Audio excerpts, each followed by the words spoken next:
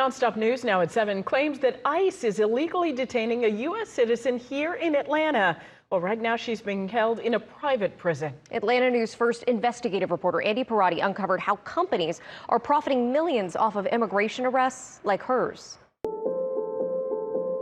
Like you can see, there's a Pikachu, some Kingdom Hearts. John and Chris Bowman show off dozens of action figures and superheroes. It's like she loves Deadpool.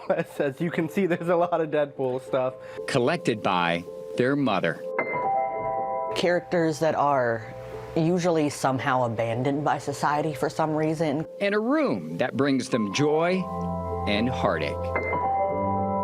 There have been a couple of times where, like, I come in here, it feels kind of like I can't breathe, and I'm like, okay, well, this is hard. A suffocating feeling because their mother is no longer here after U.S. Immigration and Customs Enforcement unexpectedly took Alma Bowman into custody this past March at its Atlanta field office, potentially deporting the 58-year-old to the Philippines. Family and friends rallied outside. This is the last picture of their mother taken before it happened. What was that like? Heartbreaking? She didn't get to say bye or anything to us.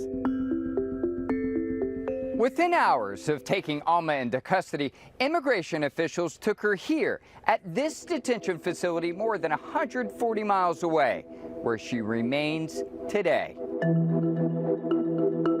Records show Alma's current detention is because of a criminal conviction more than 20 years ago after writing bad checks worth $1,200, which she paid back. In response, the federal government revoked her permanent residency. But her family argues her detention is illegal because Alma is a U.S. citizen.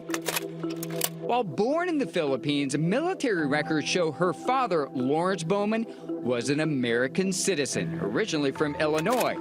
This is the U.S. naval ship he served on during the Vietnam War when Alma was born in 1966. Alma's birth certificate shows he's the father.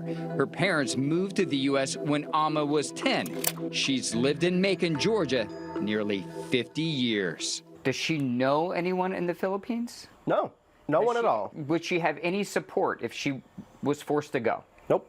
The rule of law has never seemed to be so meaningless. Samantha Hamilton is an attorney with Asian Americans Advancing Justice representing Alma.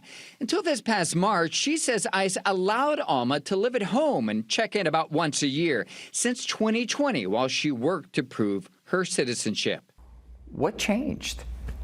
I mean, the only thing I can think of is the Trump administration wanting to remove people without respect to that person's individual circumstances, or how long they've been in this country, or their ties to this country, or their lack of ties to any other country, or whether they might even be a U.S. citizen. Alma is one of at least 2,600 people held at immigration facilities across Georgia, about half of them with no criminal record. Most detained in private prisons like CoreCivic, which operates the Stewart Detention Center in Lumpkin, Georgia, where Alma is incarcerated. Her attorney blames the government, not the company, for illegally holding her. Here's what CoreCivic's CEO told investors during its earnings call earlier this month. Never in our 42-year company history have we had so much activity and demand for our services. The company announced it earned nearly $500 million so far this year, nearly 50% from ICE and other federal contracts. ICE cites a need for nearly 100,000 beds and the administration's goal of removing 1 million aliens annually. Georgia Congressman Hank Johnson. This is an intentional payout to the private prison industry which supported Trump's reelection. Based on what we shared about Alma's case, do you think she's being held illegally? Yeah, there's no question about it. The fact that one of her parents was an American means that she is an American. I feel like surrounded by the fact that she's not here. Alma told her children if she's deported to sell her collection. It's money they could use. A mother's love from behind bars they cannot accept. It would would make me feel like I'm selling part of my mom. I couldn't do it. It matters too much to me, but it would feel like a piece of giving up on her. I reached out to an ICE spokesperson by phone who told me he would send a request for an interview to the administration. We didn't hear back. This is not the first time ICE has detained Alma Bowman. Under Trump's first term, she served about 3 years in ICE custody involving the same deportation claims. Her attorney says they plan to fight her deportation in court. Andy Parati, Atlanta News First investigates.